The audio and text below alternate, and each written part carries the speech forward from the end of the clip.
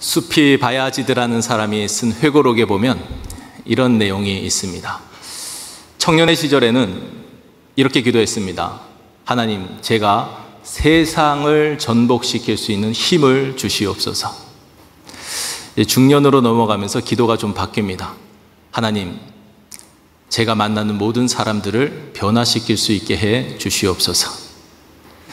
노년이 되니까 기도가 또 바뀌어집니다.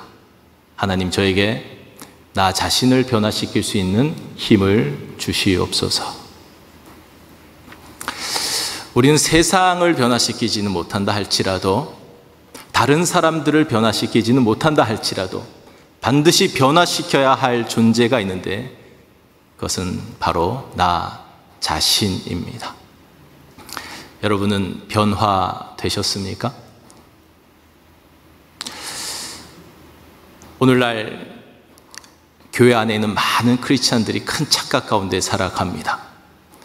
변화되어지지 않아도 적당히 예수 믿으면, 그냥 교회 적당히 잘 다니면 천국에 들어갈 수 있다고 착각하면서 살아갑니다. 적어도 우리 라이프 크릭 교회 성도님들 가운데에는 그런 착각 가운데 살아간 사람이 단 한 사람도 없기를 간절히 바랍니다. 저는 가끔 생각해요. 그 마지막 날에 다 천국으로 입성하는데 내게 맡겨진 영혼 가운데에 바깥 어두운 데로 내어 쫓겨서 슬피 울며 이를 가는 사람을 보게 될 때에 내 마음이 얼마나 찢어질까. 그런 사람이 단 한 사람도 없게 하려고 다소 부담이 될 수 있는 말씀을 계속 선포하는 것입니다. 성경이 말하는 거짓 선지자는요, 막 거짓말 치고 사기치고 성도들한테 돈 빌리고 안 갚고 이런 게 거짓 선지자가 아니라, 여러분 이 정도 해도 괜찮습니다. 여러분 영혼은 지금 괜찮은 상태입니다. 그 정도만 해도 천국 가는데 지장 없습니다. 그렇게 말하는 선지자들이 거짓 선지자예요. 여러분, 예수님을 제대로 믿으면 반드시 새 사람으로 변화되어집니다. 이걸 바꾸어서 말하면 변화되어져야 그 사람이 예수 믿는 사람입니다. 여러분, 예수 믿기 이전과 이후가 전혀 달라진 것이 없다. 내가 지금 살아가는 삶의 모습이 그리스도 밖에 있는 사람들과 전혀 구별됨 없이 똑같은 모습으로 살아가고 있다. 그러면은 여러분 예수 믿는 사람이 아닌 것입니다. 그냥 교회 다니는 사람인 것이죠. 종교 생활하는 종교인에 불과하다라는 것입니다. 군대에 가면 사람들이 어느 정도 변화됩니다. 게을렀던 사람이 부지런해지고, 좀 뚱뚱했던 사람이 날씬해지고, 말랐던 사람이 건장한 체격을 갖게 됩니다. 집중력도 좋아지고 정신력도 좋아집니다. 근데 이것은 이등병 때의 일이고, 병장이 되면 이거 완전히 또 바뀌어져 버립니다. 오히려 처음에 들어갔을 때보다 더 건들건들거리는 모습으로 또다시 바뀌어져 있는 것을 보게 됩니다.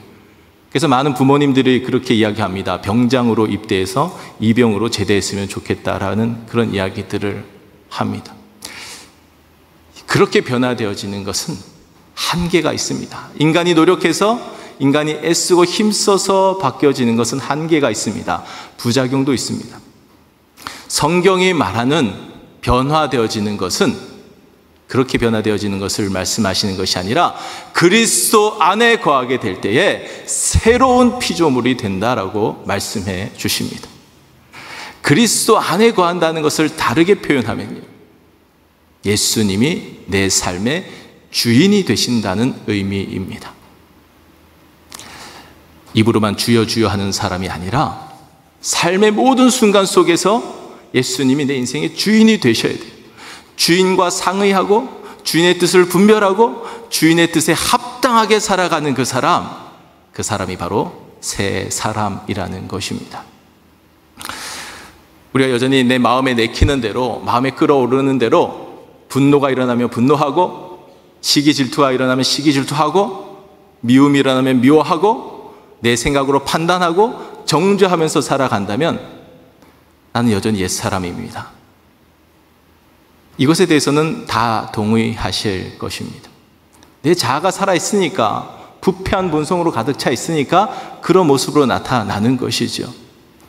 그런데 그것뿐만이 아니라 내가 이런 것들을 잘 절제할 수 있는 사람이고 내 앞가림도 잘 하는 사람이고 내가 책임감도 강하고 성실한 사람이어서 교회 안에서도 인정받고 세상 속에서도 잘 나가는 사람이라 할지라도 그걸 내 힘으로 해가고 있다면 그 사람도 여전히 옛사람에 불과합니다. 새 사람은 나로서 사는 사람이 아니에요. 나는 죽고 예수로 살아가는 사람입니다. Not I, but Christ. 나는 죽고 예수로 살아가는 사람이 새 사람이라는 것입니다. 구원은 세 단계로 나누어서 설명할 수가 있습니다. 과거의 구원, 현재의 구원, 미래의 구원입니다. 과거의 구원을 칭의라고 표현합니다.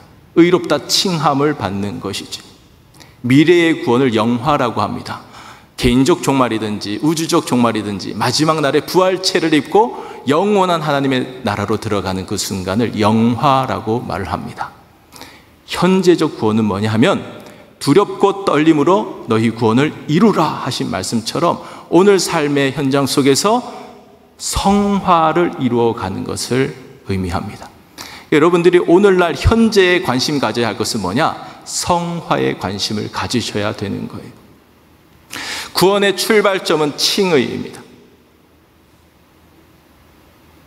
여러분이 2000년 전에 이 세상에 존재하지 않으셨지만 예수님께서 갈보리 언덕에서 십자가에 못 박혀 죽으실 때에 나의 옛사람은 함께 십자가에 못 박혀 죽었다는 것을 여러분 믿습니까?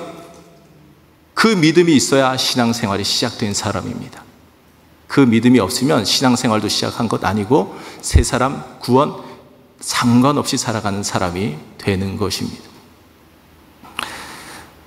오늘날 많은 사람들이 옛사람은 죽었는데 새 사람으로 채워지지를 않아요.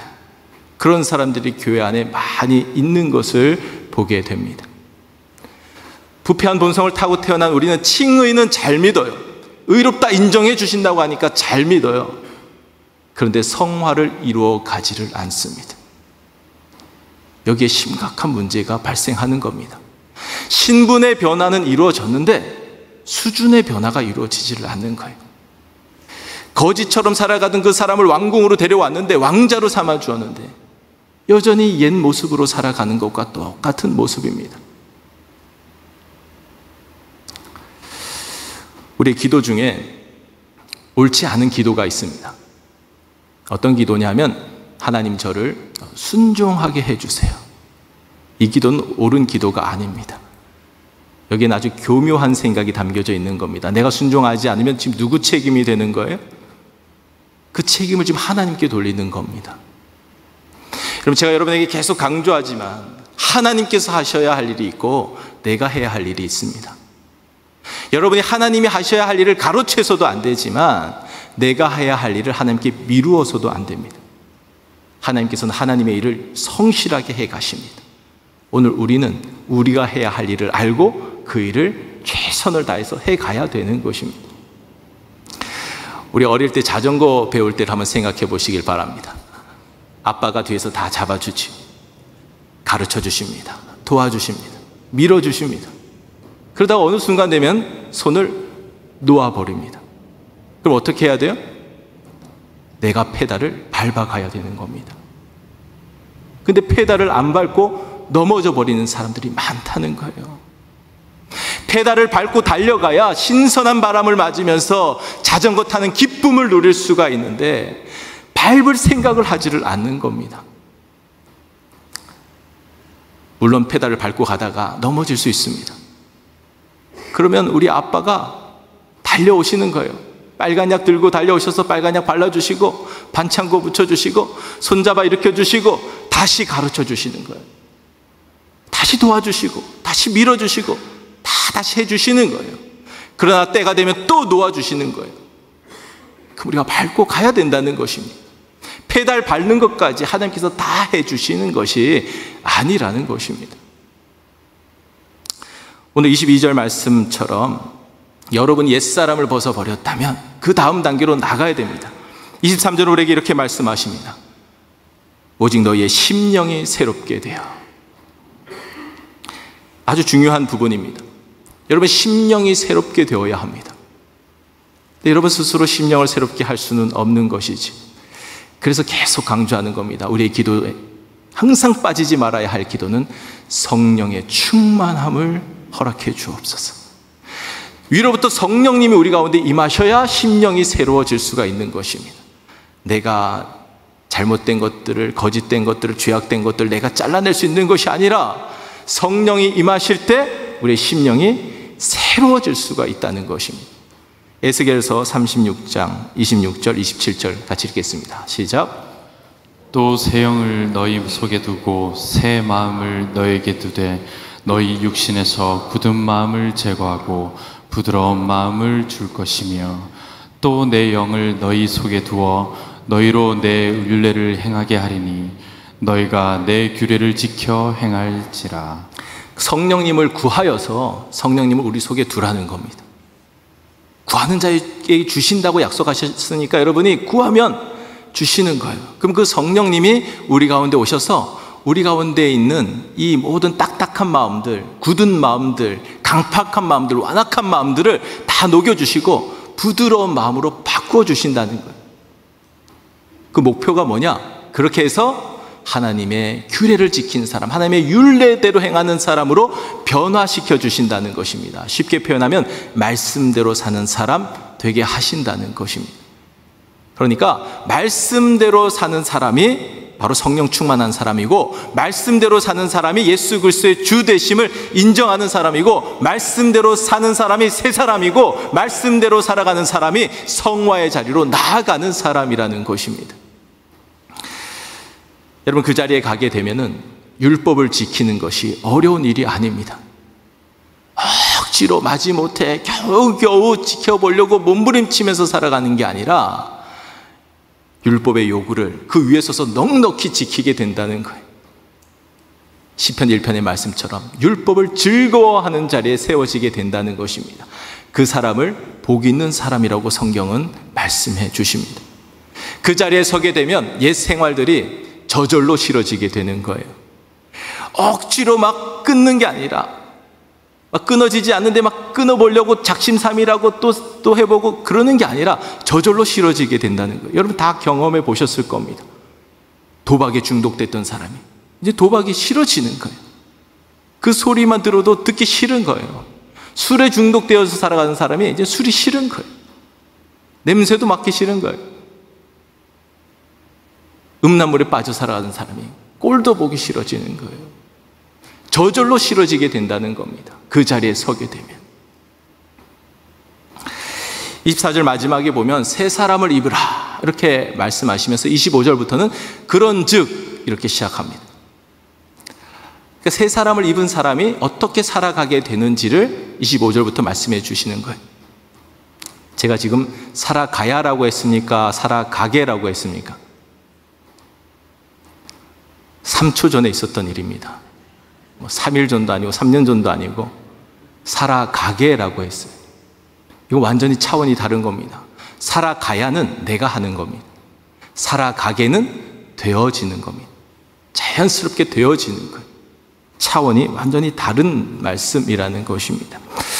누가 여러분을 그렇게 살아가게 해주시느냐? 여러분 안에 거하시는 성령님이 그렇게 해주신다는 겁니다. 성령님이 여러분 안에 거하신다는 것을 믿습니까? 말씀을 준비하는데 하나님께서 그 마음을 저에게 불어넣어 주셨어요. 그걸 좀 알려주어라.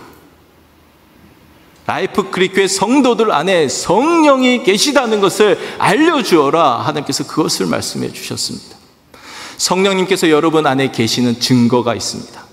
그것은 뭐냐 하면 여러분이 성령님께서 기뻐하시지 않는 일들을 행하면, 옛사람의 모습들로 살아가면 성령님께서 여러분 안에서 근심하십니다. 우리 영적인 존재이기 때문에 그것이 다 느껴집니다.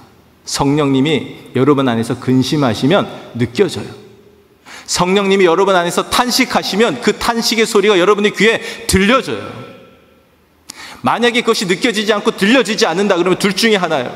성령님이 여러분 안에 계시지 않던가 아니면 여러분이 애써 듣지 않는 거예요.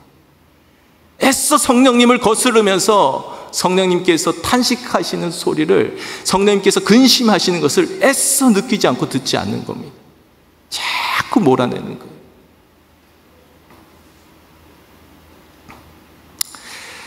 여러분, 누구를 보시면서 근심하십니까? 아마 여러분께서 사랑하는 사람을 보면서 근심하실 겁니다.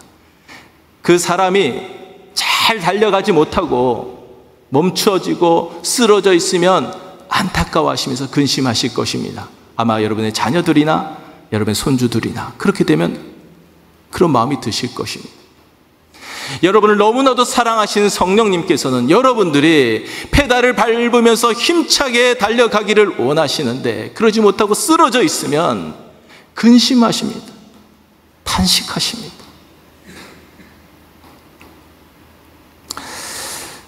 그러면서 이제 25절부터 성령님께서 어떤 때에 근심하시는지를 구체적으로 우리에게 말씀해 주십니다.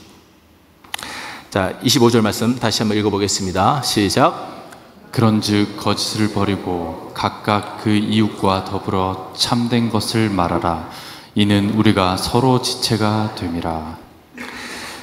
거짓을 버리라 이렇게 말씀하십니다. 우리 안에 거짓이 있으면 우리 안에 있는 성령님께서 근심하십니다. 이것은 지금 교회 공동체 안에서 일어나는 것을 말씀해 주시는 겁니다. 지체가 됨이라 이렇게 말씀하고 있죠. 그러니까 지금 공동체 안에서 서로 거짓말을 하는 사람들이 있다는 거예요. 여러분, 누군가가 거짓말을 하면은 반드시 그것 때문에 상처받는 사람들이 생겨납니다. 인격이 무너지는 일들이 생겨나게 됩니다. 왜 거짓말을 하고 다니느냐? 지체의식이 없기 때문이라는 거예요. 여러분, 손으로 허벅지 때리는 사람이 있습니까?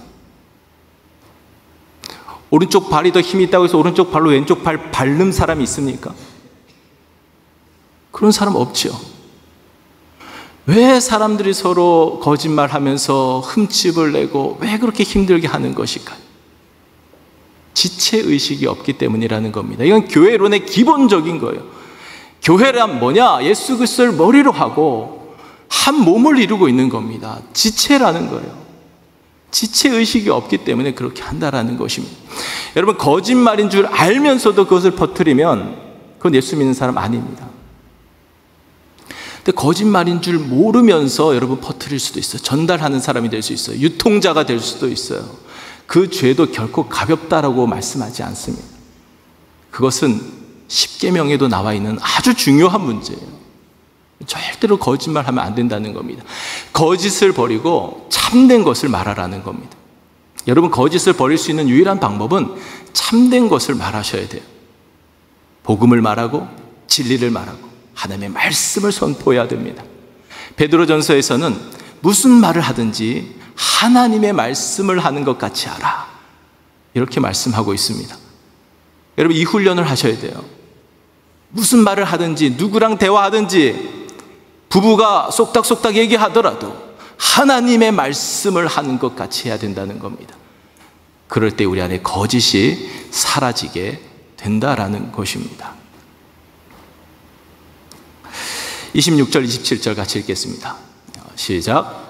분을 내어도 죄를 짓지 말며 해가 지도록 분을 품지 말고 마귀에게 틈을 주지 말라. 여러분, 분내는 거 이거 여러분 심각하게 생각하셔야 됩니다. 하나님께서 가장 싫어하는 것 중에 하나가 분내는 겁니다. 이거 우리 모세의 이야기에서 우리는 이미 여러 번 다루었잖아요. 모세가 가나안 땅에 들어가지 못한 이유가 뭡니까? 한 번 화낸 것 때문이에요. 이게 뭐 그렇게까지 심각한 문제인가 우리는 그렇게 생각을 하는데, 야고보서에 보면은 성내는 것이 하나님의 의를 이루지 못하니라 이렇게 말씀하십니다. 성내는 거, 화내는 거 하나님 이걸 너무너무 싫어하신다는 거예요.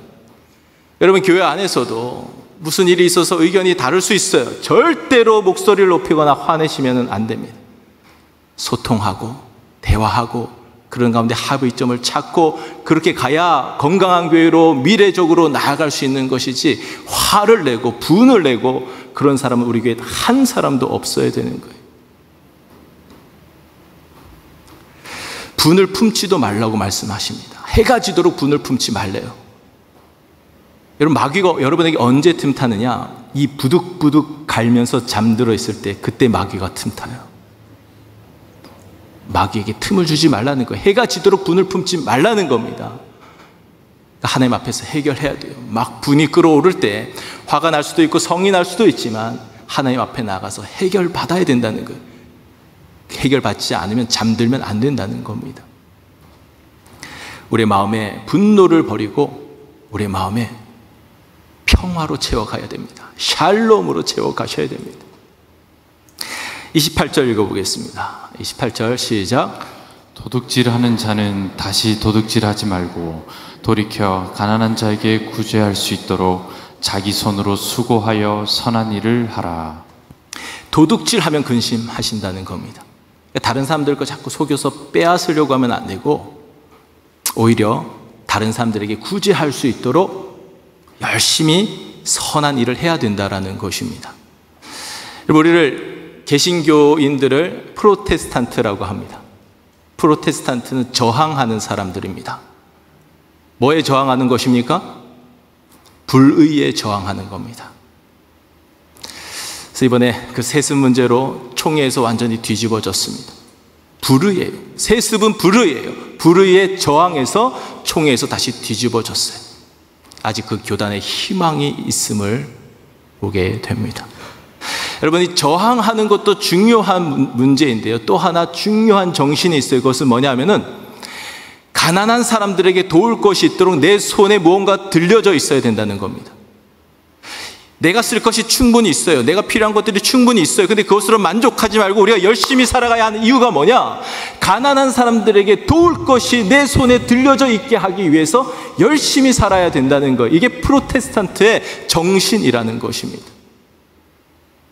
우리의 이웃이 동시대를 살아가는 모든 사람들이라고 생각하면서 적어도 내가 사는 시대에 굶어 죽어가는 사람은 없게 해야 되겠다 하면서 돕는 사람, 그런 정신으로 살아가는 사람이 바로 프로테스탄트라는 겁니다.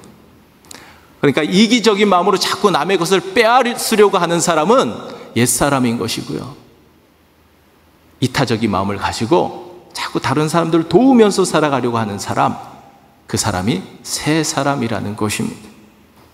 29절에서는 다시 말에 대해서 말씀합니다. 29절 읽어보겠습니다. 시작. 무릇 더러운 말은 너희 입 밖에도 내지 말고 오직 덕을 세우는 데 소용되는 대로 선한 말을 하여 듣는 자들에게 은혜를 끼치게 하라. 더러운 말은 입 밖에도 내지 말라는 겁니다. 한국 영화 보면은 막 듣기 거북할 때가 많이 있잖아요. 애들도 아니고 어른들인데 욕을 그렇게 해요. 욕으로 시작해서 욕으로 끝나요. 영화뿐만 아니라 현실 속에서도 그렇게 욕을 많이 하는 사람들이 있어요. 또 EDPS 하는 사람들이 있어요. EDPS 뭔지 아시죠? 음담패설. 입만 열었다 하면은 막 이상한 얘기들 하는 사람들이 있어요. 어떤 사람이 이렇게 말을 합니다. 저 사람은 참 사람은 괜찮은데 말을 좀 이상하게 해. 이게 성립이 될 수 있을까요? 있을 수 없는 이야기입니다. 말을 이상하게 하는 사람이라는 것은 그 사람이 이상한 사람이라는 것입니다. 말은 그 사람의 인격입니다. 마음에 가득한 것을 입으로 말함이니라 이렇게 말씀하시잖아요. 마음에 더러운 것이 있으면 더러운 말이 나오는 것이고요, 마음에 깨끗한 것으로 채워져 있으면 깨끗한 말이 나오는 겁니다. 구조를 잘 보시면 뭐뭐 하지 말고 뭐뭐 하라. 여기서도 선한 말을 하라는 거예요. 선한 말을 해서 듣는 자들에게 은혜를 끼치라는 겁니다. 계속해서 뭐뭐 하지 말고 뭐뭐 하라.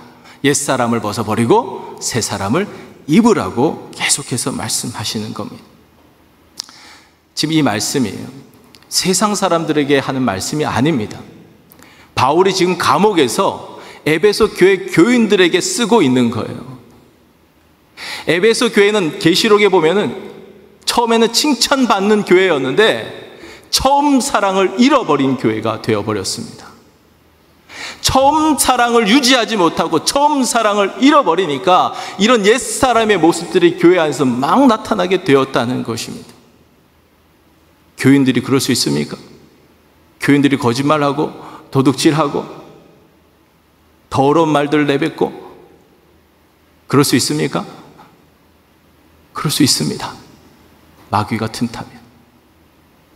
처음 사랑을 잃어버리고 마귀가 틈을 타면은 누구도 그럴 수 있다는 거예요.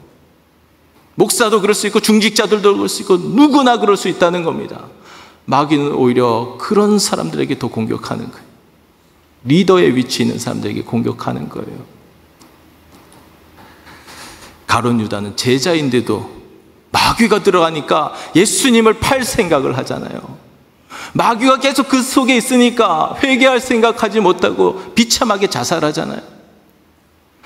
아나니아와 삽비라가 그 거룩한 초대교회 한 자리 차지하고 있었던 사람들인데 명예욕에 불타니까 거짓말하게 되고, 그때 베드로가 하는 말이 어찌하여 사탄이 내 속에 가득하게 하였느냐. 사탄이 가득해서 그런 일들이 벌어지는 거예요. 여러분에게 지금 옛사람의 모습들이 나타나고 있다면 여러분 안을 점검해 보셔야 됩니다. 지금 마귀가 틈타고 있는 것은 아닌가. 31절에서 다시 반복해서 말씀하십니다. 버릴 것을 말씀해 주십니다. 같이 읽겠습니다. 시작. 너희는 모든 악독과 노함과 분냄과 떠드는 것과 비방하는 것을 모든 악의와 함께 버리고. 다른 사람들 향한 악한 마음, 악한 말, 악한 행동 다 버리라는 거예요. 이거 성령님께서 기뻐하시지 않는 옛사람의 모습이라는 것입니다. 32절은 성령님이 기뻐하시는 일들입니다. 더 큰 목소리로 같이 한번 읽어보겠습니다. 시작. 서로 친절하게 하며 불쌍히 여기며 서로 용서하기를 하나님이 그리스도 안에서 너희를 용서하심과 같이 하라. 이 말씀을 여러분 꼭 기억하셔야 됩니다. 첫 번째는 친절하게 하셔야 된다는 거예요. 여러분 얼굴에 그리스도인은 근엄한 표정으로 살아가는 것 그거 합당치 않습니다. 얼굴에 미소가 가득해야 되고요, 평안이 가득해야 됩니다. 친절한 게 눈에 보여져야 돼요. 우리 옆에 계신 분들에게 친절한 표정으로 한번 인사하겠습니다. 사랑합니다. 축복합니다. 네. 그럼 매일 아침마다 이 기도를 하셔야 돼요. 저도 이 기도를 늘 하는데요.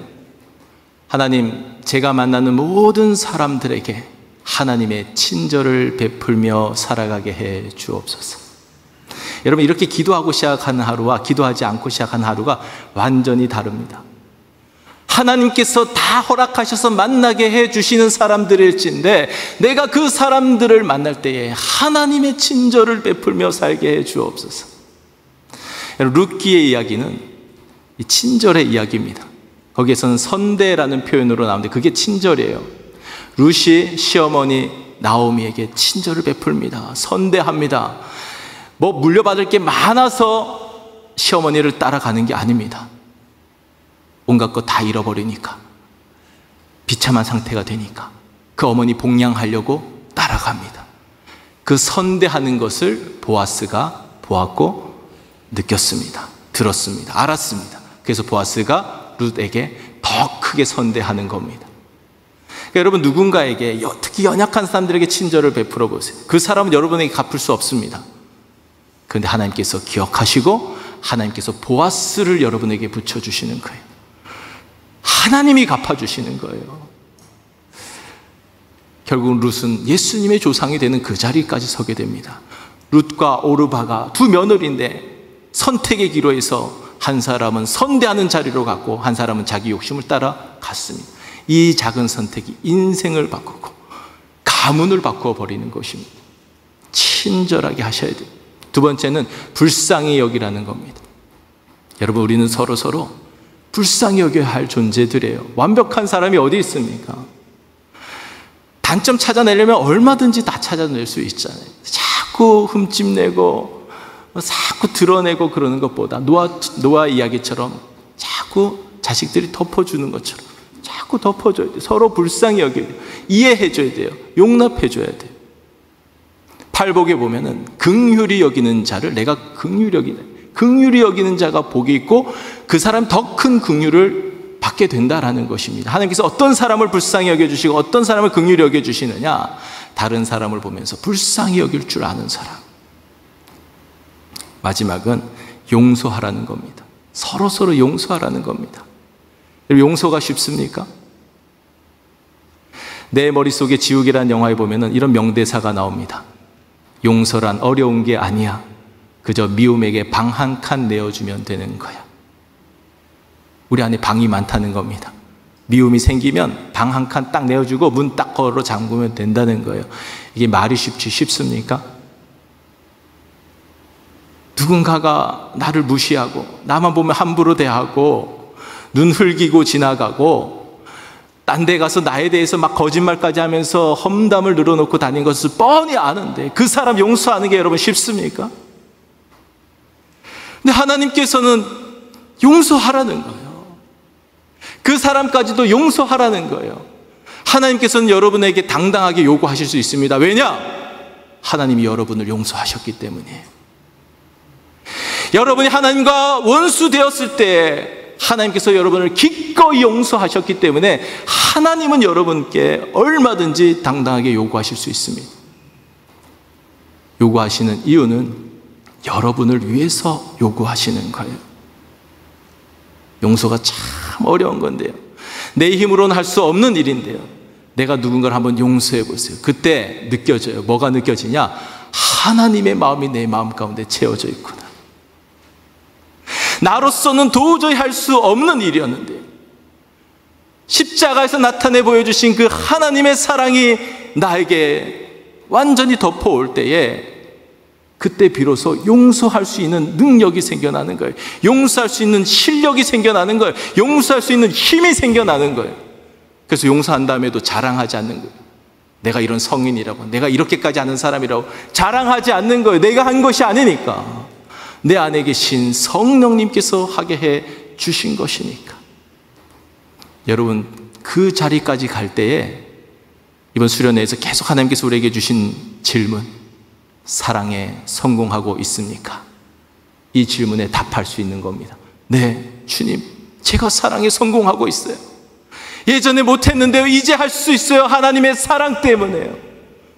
먼저 나를 용서해 주시고 나를 용납해 주신 그 사랑 때문에요. 그 사랑이 나를 할 수 있게 해 주었어요. 그 사람이 진짜 신앙인입니다. 영접기도 한번 잘했다고 여러분 구원의 확신 가지면 안 돼요. 그건 착각이에요. 이게 될 때 여러분 이미 구원을 누리면서 살아가는 사람들입니다. 그때 가질 수 있는 확신이 바로 구원의 확신이라는 것입니다. 오늘 본문의 말씀을 우리의 힘으로 지켜가야 된다라고 하면 도덕 교과서에 불과합니다. 도덕책에도 다 나오는 것이고 다른 경전에도 다 나오는 이야기들이에요. 너희 힘으로 하라고 말씀하시는 것이 아니라 내가 먼저 사랑하지 않았느냐. 십자가 앞에 나와서 그 사랑에 너희들이 먼저 감격해야 된단다. 먼저 그 사랑이 여러분의 영혼을 덮으셔야 되고요. 더 나아가서 여러분 성령의 충만함을 구하셔야 됩니다. 승천하시면서 약속해 주신 성령님을 구하셔야 됩니다. 성령으로 충만하게 될 때에만 성령님께서 근심하시는 옛사람의 모습들을 다 벗어버리게 되고 성령님이 기뻐하시는 일들이 내 안에서 나타나게 되는 것입니다. 오늘을 기점으로 해서 옛사람의 모습은 온데간데 없이 완전히 다 사라지고 성령 충만함 가운데 새 사람으로, 새 사람을 입은 사람으로 능력 있게 살아가시는 저와 여러분 될 수 있기를 주의 이름으로 간절히 축원합니다.